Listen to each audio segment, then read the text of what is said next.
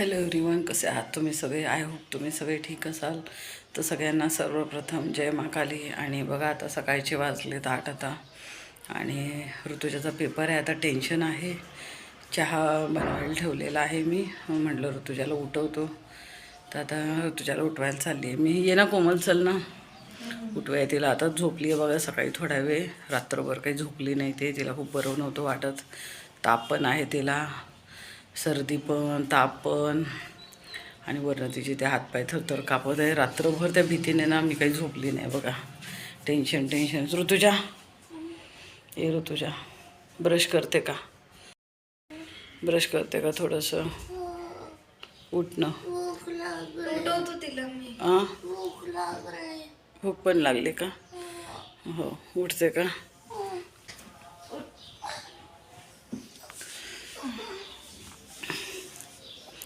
तू brush कशी करशील? Miss करून देतो ब्रश, ठीक आहे? उठवतो. करायला चलशील तू? चल ब्रश करायला. वॉशरूम जायचं आहे का? बरं, ठीक आहे.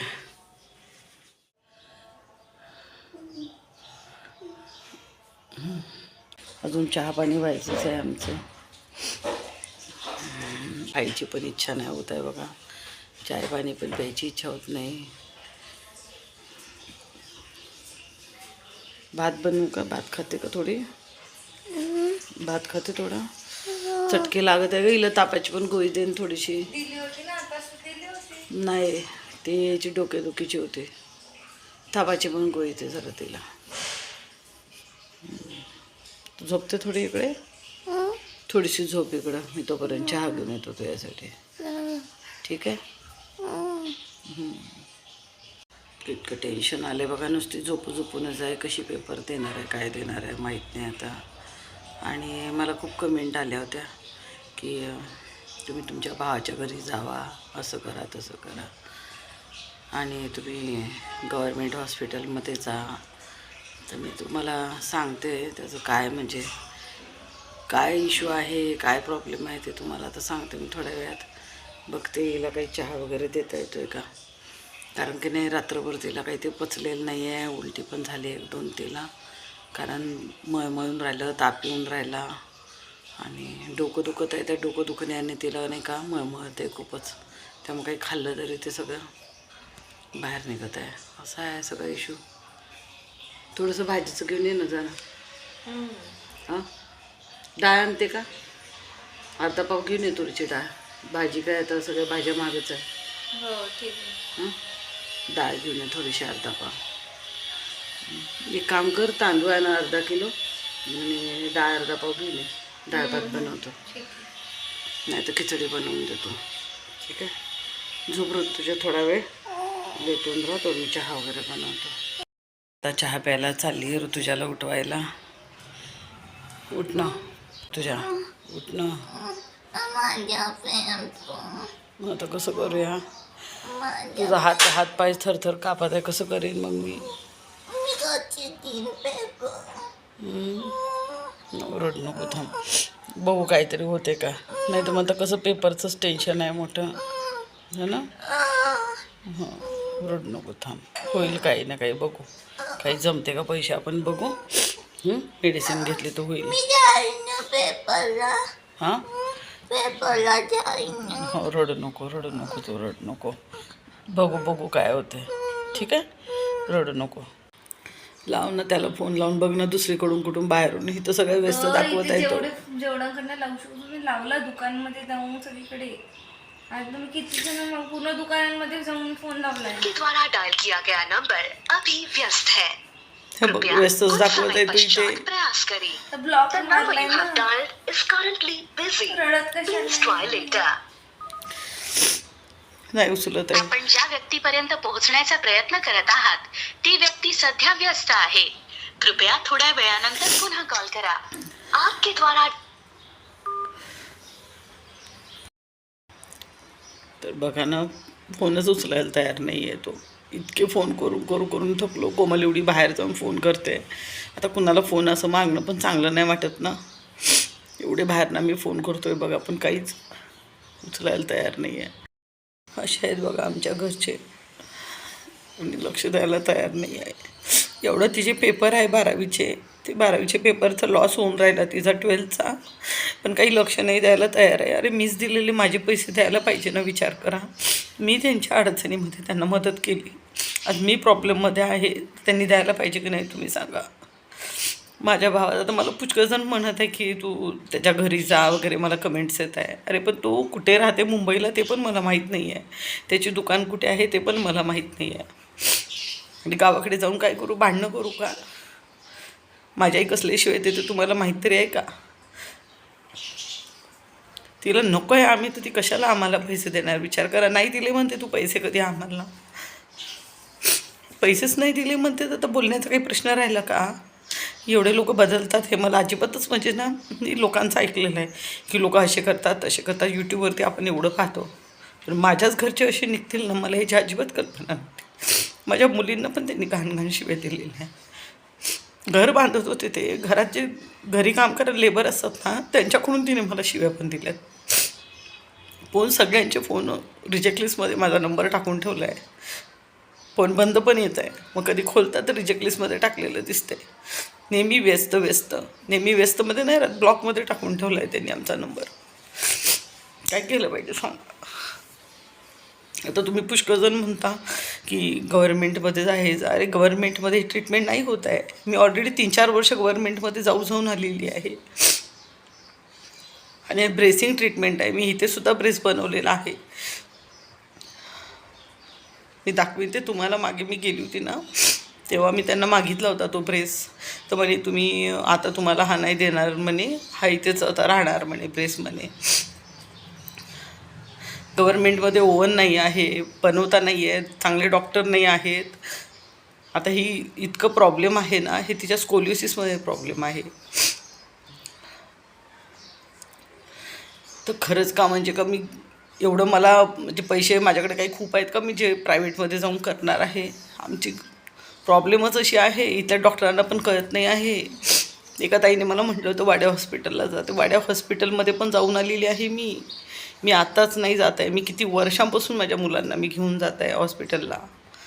कोमलचा प्रॉब्लेम नंतर आला, ऋतुजाचा ऑलरेडी पहिल्यापासून प्रॉब्लेम होता पायांचा, त्याच्यानंतर हे स्कोलिओसिसचा प्रॉब्लेम आलेला आहे. हे आताच प्रॉब्लेम नाही आहे, खूप वर्षापासूनची हे आमची प्रॉब्लेम सुरू आहे की पायांची वगैरे स्कोलिओसिसचं. मी किती जाऊन इथल्या नागपुरातल्या डॉक्टरांना दाखवलं, मुंबईत पण दाखवलं. ऑपरेशन म्हणतात ते लोक, ऑपरेशन करून लाईफ खराब करणार आहे का मी माझ्या मुलांची ते सांगा. ही ट्रीटमेंट ब्रेसिंगची असते. आता काही नवीन सबस्क्रायबर्स ताई असतील त्यांना माहीत नसेल की नेमका काय इश्यू आहे, तर तुम्हाला मी सांगते. हा स्कोलिओसिस आहे, ह्याला ब्रेसिंग ट्रीटमेंट मी करत आहे. तिची पाय जास्त म्हणजे तिची जी पाठ आहे ना, जास्त तिला डिग्री असल्यामुळे, स्कोलिओसिस तिला जास्त असल्यामुळे तिला तो पाय शेक होण्याचा वगैरे हा तिचा दुसराच प्रॉब्लेम अजून एक तिला तयार झालेला आहे. त्याच्या मेडिसिन आहेत. गव्हर्नमेंटमध्ये कोणी करत असतं तर मी इथे कशाला चुपचाप बसली असती ना, मी गेली असते गव्हर्नमेंट हॉस्पिटलमध्ये, तर मेडिसिन मिळत असतं. तर तुम्ही कधी गव्हर्नमेंटमध्ये गेले का? 60 वर्षांच्या वयाचे जे असतात ना, त्यांना काही ट्रीटमेंट फ्री आहे, बाकी ठिकाणी पैसे द्यावे लागतात. तिथे पावती काढण्यापासूनच सुरू होते. कोण म्हटलं गव्हर्नमेंटमध्ये फ्री असते म्हणून? आणि गव्हर्नमेंटमध्ये शिकाऊ डॉक्टर असतात, लक्ष देत नाही. अशा किती केसेस इथं होतात, रोज पेपरमध्ये येते, रोज न्यूजमध्ये येते, काही ना काही गडबड करतात म्हणून. मी माझ्या मुलांची लाईफ खरंच अशा डॉक्टरांच्या हातात देणार आहे का? मेडिसिन पण फ्री नसतात. आता कोमलला घेऊन जायचं होतं, इतका कोमलचा घसा हे आहे, तिलाही औषध नाही, तिलाही कमजोरी आहे, तिला इतका प्रॉब्लेम आहे घशाचा, डोळ्यांचा. किती हेलपाटे काढून आम्ही आलो आहे तिथे गव्हर्नमेंटमध्ये, काही होत नाही तिथे. आता दातांचं सुद्धा जाऊन आलो ना, तर दातांचं सुद्धा होत नाही आहे, विचार करा. एका कॅव्हिटीचं, एका ह्याचं करून आलो, त्याला कॅव्हिटी म्हणतात, ते एकाचं करून आलो, दुसऱ्याचं त्यांना समजत नाही आहे. मेन डॉक्टर तिथे नसतात, अशी हालत आहे इथे. आता मी जाईन कधी तर तुम्हाला दाखवीन. जायचं आहे मला डोळ्यांसाठी. तर डोळ्यांसाठी सुद्धा गेल्यावर म्हणतात की यांना नंबरच नाही आहे. चष्माच नाही आहे ना, तुम्ही जबरदस्ती कशाला करताय म्हणते चष्मा बनवण्यासाठी सांगा. प्रायव्हेटवाल्यांचं वेगळं ताल, गव्हर्मेंटवाल्यांचं वेगळे ताल. खूप खूप शोधावं लागते डॉक्टर, तेव्हा मला मिळालेत. असंही कोणताही डॉक्टर उचलून जाऊन माझ्या मुलांसाठी मी ट्रीटमेंट नाही करू शकत. एवढं सोपं नाही आहे. आजकाल इतक्या केसेस येतात, मी स्वतः माझी ट्रीटमेंट करू नाही शकत आहे गव्हर्मेंटमध्ये. इतकी वर्ष झाली सोनोग्राफी मेमोग्राफी करून थकली मी.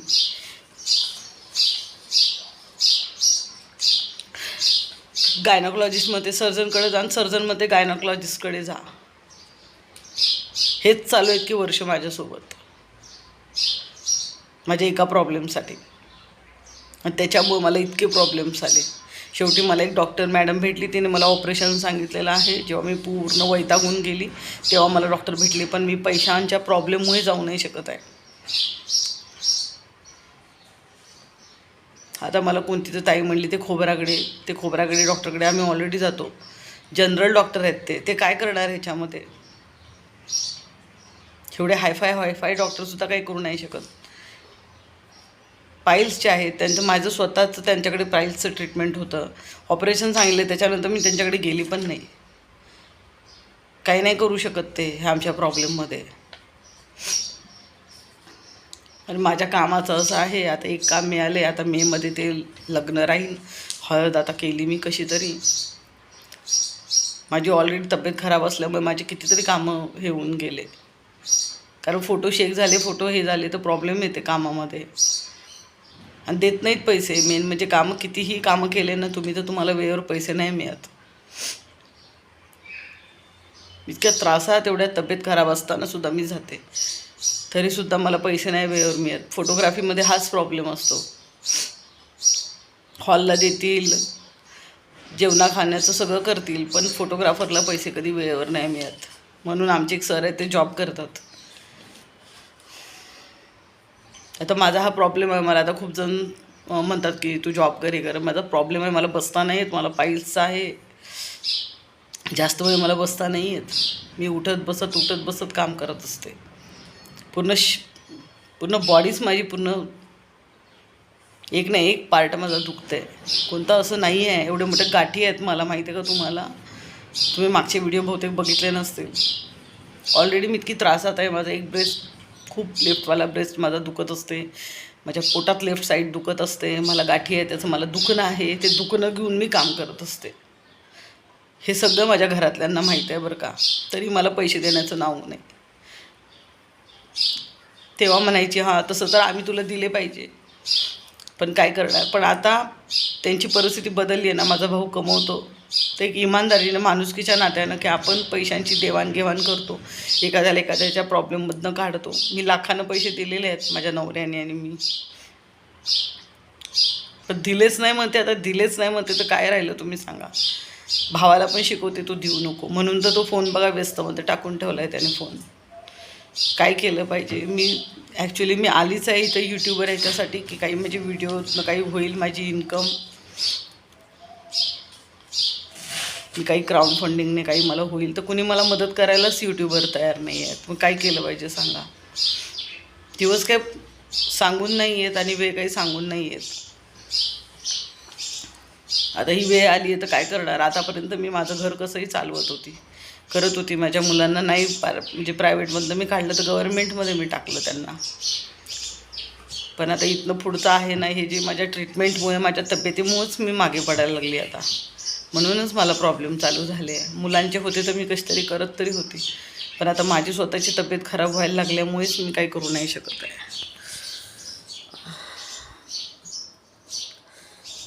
हे बघा हात असा आकडला आता. हे बोट आता माझी काही हे मोबाईल पकडून माझा हाताकडून गेला. आता दुखते. हे बघा लाल पूर्ण होऊन जाते माझा हात असा. मोबाईलसुद्धा पकडता नाहीत इथपर्यंत हालत आहे माझी. आज मी दिवसभर कॅमेरा पकडून काम केलेलं आहे. 10व्या स्टेजवरनं खाली उतरायचं, वर चढायचं. आता वयाची 40, आता 40 लागलं ना तर असं वाटते 60-65 वर्षाच्या म्हाताऱ्यांच्या वरची माझी हालत झालेली आहे. इतकी माझी तब्येत डाऊन आहे. काय करणार तुझ्याचं सांगा आता काही ज्या नवीन सबस्क्रायबर ताई आहे ना, तुम्हाला विचार पडत असेल की का नाही जात आहे, का कामाचा प्रॉब्लेम होत आहे वगैरे, तर माझ्या तब्येतीवर एक मागे मी व्हिडिओ टाकलेले की नेमका मला काय प्रॉब्लेम आहे, कशामुळे मी येत आहे. तरी बघा मी कामं करत आहे. तर तुम्ही जाऊन व्हिडिओ पहा. मी भांडे केले ना तर कपडे नाही करू शकत. कसे मी कामं करते ना ते माझं मला माहीत आहे. मी जबरदस्ती रेटून करते ना, तर मग दुसऱ्या दिवशी मी काहीच करायचे राहत नाही. मी कधी कधी संध्याकाळी कपडे धुते, माहिती आहे का. बऱ्याच वेळा तुम्ही बघितलं असेल व्हिडिओमध्ये, मी संध्याकाळी रात्री कपडे धुते. माझ्यानं होत नाही, माझ्या अंगात ताकदच नाही आहे. काय करणार आहे सांगा. असा प्रॉब्लेम आहे घरातले काही, म्हणजे अरे मी दिलेले तरी माझे द्या ना, मी दिलेले तर द्या. मी एवढी जड झाली, ओझ आहे, मी दिलेले तरी द्या. मला म्हणतात जा, इतकं जाणं सोपं आहे का. त्याचं दुकानच माहीत नाही माझ्या भावाचं, तर मी कुठं जाऊ ते सांगा. मुंबईमध्ये त्याला मी कुठे शोधू. जाणून बुजून मला त्याने ॲड्रेस नाही दिलेला आहे, जाणून बुजून कुणाचे नंबर नाही आहे माझ्याकडे. गावातला एक व्यक्ती आहे, त्यांना मी म्हटलं होतं फोन करायला लावा माझ्या वडिलांना, तर त्यांना मी परत फोन केला, त्यांचा फोनच नाही आला. मी त्यांना फोन केला तर म्हणे तुझे वडील भेटले होते म्हणे, पण काही बोलले नाही म्हणे. ते जे समजायचं ते समजलं ना. आता बेईमान झाले लोक तर मग काहीच नाही, काही लाज शरम काही वाटत नाही, काही फरक नाही पडत की जग काय म्हणेल, लोक काय म्हणतील. एकदा बेशर्मी अंगात भरली ना माणसाच्या, की माणसाला काहीच फरक नाही पडत. जग समाज काय म्हणते ते असे झालेले आहेत माझे आईवडील. पण त्यांना आता काही नाही फरक पडत की लोक त्यांना काय म्हणतील. तुम्ही तुमच्या मुलीला सांभाळत नाही, करत नाही, ठीक आहे तुम्ही सांभाळू नका करू. माझं मी आजपर्यंत गेली 18 वर्ष मी एकटी करत आहे. आम्हीच त्यांना दिलेले आहे, 7-8 लाखाच्या वर देऊन झाले त्यांना पैसे, मी माझ्या हजबंडनी. अरे नाही तुम्ही आमची हे करू शकत, माझी तर द्या ना तुम्ही. मला पण हा राग येतो की तुम्ही जेव्हा मला अक्षरशः रस्त्यावर हे करून दिलेलं आहे, सोडून दिलं आहे वाऱ्यावर, तर मी म्हणते माझे जे हक्काचे पैसे आहे मी दिलेले आहे ते तरी द्या. माझ्या मुलांची ट्रीटमेंट नसते ना, मी ते पण मागितले नसते पैसे त्यांना कधी. पण मला गावाला जायला, गाव पण इथे जवळ नाही आहे ना माझं. जवळ आहे का सांगा, सांगली कोल्हापूर. इथनं मला जायलाच जवळपास कितीतरी पैसे लागतील. तिथं मी राहणार कुठेतरी मला हॉटेलमध्ये राहावं लागेल, करावं लागेल.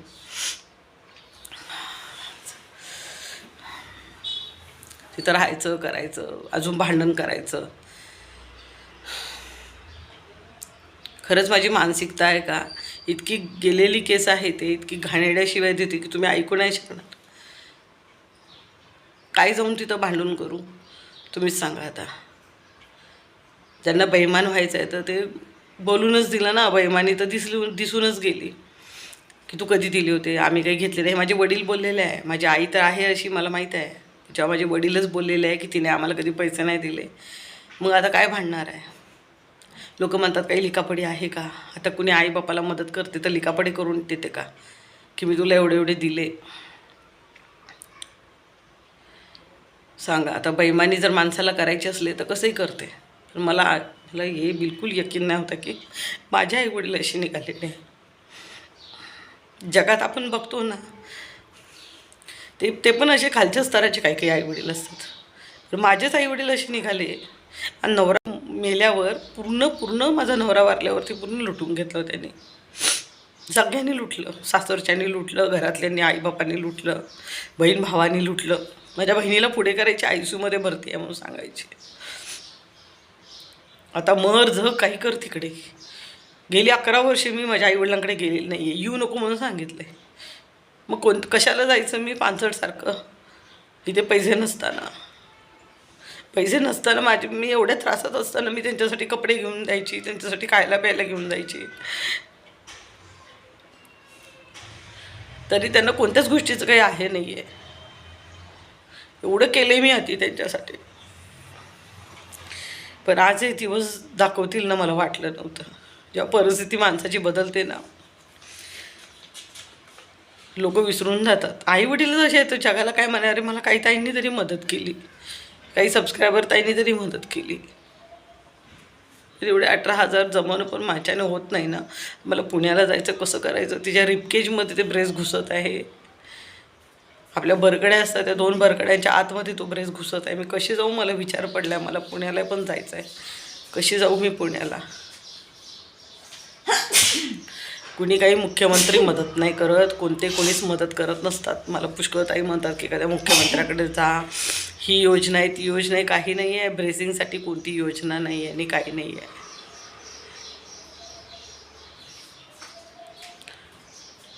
कोणतं सांगितलं का कोमल? सिद्धिविनायक ट्रस्ट ना? सिद्धिविनायक ट्रस्ट आहे, पुण्यामध्ये पण ट्रस्ट आहे. काही कुणी मदत नाही करत. कॉल करून थकलेलं आहे. इथे एक आमदाराकडे पण जाऊन आलो, सगळ्यांना आम्ही करून बसलेलो आहे. आणि ते कोणते तरी एक ते सांगितले ना, काहीतरी नाव सांगितलं त्या NGOचं. खूप लावलं. कोणत्या मुलाचं? आताच जस्ट एक जणांना आपण नाही का ते व्हॉट्सअप नंबर त्यांचा आपण घेतलेला आहे, त्यांनी नंबर. संदीप भट. हां, संदीप भट. ते संदीप भटला पण एवढे कॉल करून बसली मी, कोण काही उचलत नाही आहे. फक्त हे व्हिडिओ बनवण्यासाठी, व्ह्यू हे करण्यासाठी ते लोक करतात. रिअलमध्ये ज्यांना गरज आहे ना त्यांना कोणीच नाही मदत करत. मला काही खूप हाऊस नाही आहे मी इतकी त्रासात राहू की माझी मुलं त्रासात राहू. तापानं फणफणली आहे, ते अजून टेन्शन घेऊन राहिली. ते रात्रभर अजून झोपली नाही, मी पण झोपली नाही, तेही झोपली नाही, अशी हालत आहे. कामात काही मन लागेना झाले ना, काही कामधंदा करू वाटत आहे ना, स्वयंपाक करू वाटत आहे. जे पैसे आले होते मी ते पैसे देऊन टाकले घरमालकाला. घरमालक खूप जास्त हे करत होते, त्यांना आता काही कुणाची प्रॉब्लेम ऐकून घ्यायच्या मनस्थितीत नाही आहे. त्यांना मी ते पैसे 2000 रुपये आले होते ते पटकन त्यांना मी देऊन टाकले. 2 सबस्क्रायबर त्यांनी मला मदत केलेली आहे, पण 18,000 कसे मी जमवून मला काहीच कळेना. कॅमेरा पण विकतो म्हटलं मी, इतके फोन करत आहे कॅमेरा हे करायला, पण कुणी घेत नाही आहे कॅमेरा पण. आता कसे नवीन अपडेटवाले कॅमेरे आले, 5D 6D, 5-5, 10-10 लाखाचे कॅमेरे आहे. लोक ते घेत आहे, कशाला घेतील ना जुन्या टाईपचा कॅमेरा. असं आहे सगळं टेन्शन. अजून लोक टेन्शन देतात असं तसं बोलून. त्यांना वाटतं की का बरं नाही जात गव्हर्मेंटमध्ये, काय इश्यू आहे. गव्हर्मेंटमध्ये नाही करत, काहीच ऑपरेशन असतात गव्हर्मेंटमध्ये. ऑपरेशन किंवा गोळ्या औषधं फ्री नाही आहे. जे एकदम स्वस्तवाले तर खूप झालं, खूप रेअर तुम्हाला देतील. आता मागे न्यूजमध्ये आलं की औषधांचा साठा बनावट होता. आधीच मरायला लागले, अजून काही चुकीचं खाऊन मरू का ते सांगा. आता असं वाटतं ना मेलेलं चांगलं आहे. तर बघतो काही जमलं तर ठीक, नाही तर काही ना काही तर आम्ही करायचाच विचार केला आहे. आता खूप झालं तर आमच्याच्यानं माझ्यानं होऊनच नाही राहिलं आता. पण हे लोक असे काही बोलतात. 2-3 कमेंट डिलीट पण केल्या.